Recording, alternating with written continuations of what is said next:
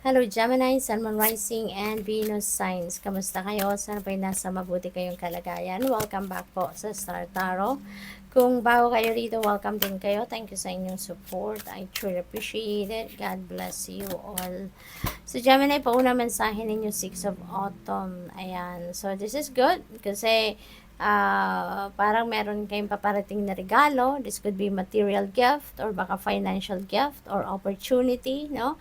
And ito ay ano, yung parang uh, magpe-payback, no, dito ang someone na tinulungan ninyo siguro in the past. Maaaring meron kayong binigyan ng pabor or tinulungan ninyo sa kanyang hardships or mga difficult times din na pinagdaanan niya. Maaaring you were there to support that person at ngayon pakiramdam niya siguro payback time na niya, no? At kaya magpapasalamat siya. At that could be in monetary form. So there is also an unexpected inflow of money. May paparating na pera sa inyo. Hindi niyo ito inaasahan. This could be a windfall of money. So this is really beautiful.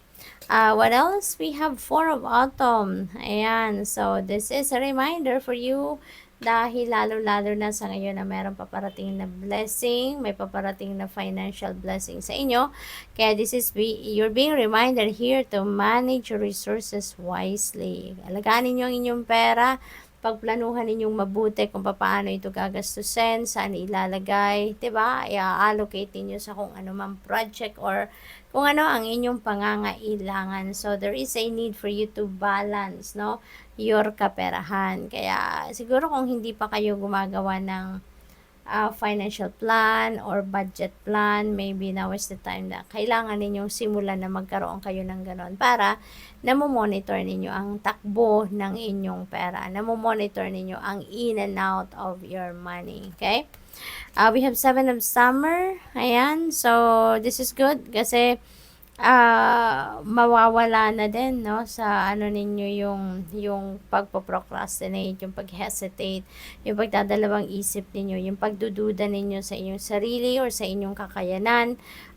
Yan ay mawawala na, no? You're going to take action, you're going to make a decision, yung ganon. At saka ano na din, ano, parang magkakaroon na din kayo dito ng kalinawan sa inyong isipan, no? Magbabago na kasi siguro nagagaling kayo sa isang sitwasyon na confused kayo, nagagaling kayo sa isang sitwasyon na hindi, yung bang nahihirapan kayo na mag-figure out na kung anong dapat ninyong gawin. But it feels like to me that is going to change for the better.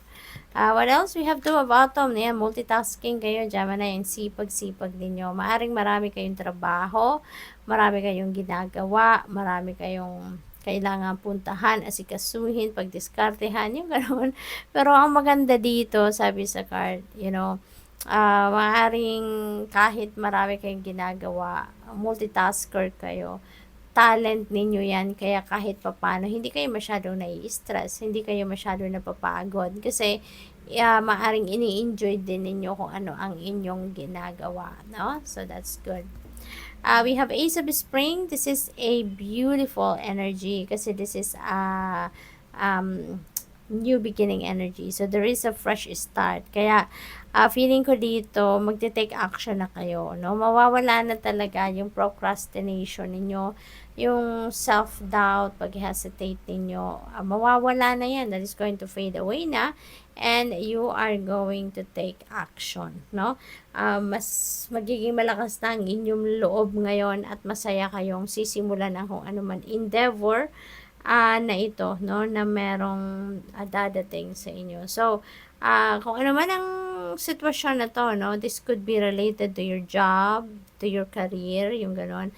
Kaya, yung mga oportunidad na paparating na to, for sure, no, dahil wala na kayong procrastination, you're really going to take action towards that at sisimulan nyo na kung ano man ang mga oportunidad na yan. We have 5 of Winter. Ayan, so maybe you have walked away from someone or maybe someone have walked away from you. Baka meron kayong kausap, no, at hindi kayo nagkaintindihan na or maybe hindi na kayo you're not on the same page, no? Or maybe nagkaroon kayo ng disagreement dito. Siguro nag-argue kayo, maaring gano'n. Maaring hindi ninyo nagustuhan kung anong sinabi niya. Ganon din siya, hindi rin niya nagustuhan kung anong sinabi mo. Kaya, maaring naghiwalay kayo dito ng hindi nagkakaintindihan, no? What else? We have Princess of Winter. Ayan. So, may mga impormasyon dito na paparating sa inyo. Balita, maaaring ito yung mga nire-research ninyo, no? Baka meron din kayong mga hinahanap, nag-gather siguro kayo ng mga information, maaaring nagpapatulong kayo din sa iba para makatulong sa inyong pagdedesisyon. Maaaring ganun din ang ganap. Or, maybe, meron din kayong mga impormasyon siguro na marireceive sa ngayon na, alam mo yun, yung parang hindi madaling pakinggan or hindi madaling i-digest, kumbaga, no? Kasi, di ba, some truth really hurts, di ba? Maaaring isang katotohanan ito na may tusok sa puso ninyo. So, this could be related to pamilya, no? Baka personal matter or baka trabaho, no? Depende sa inyong sitwasyon.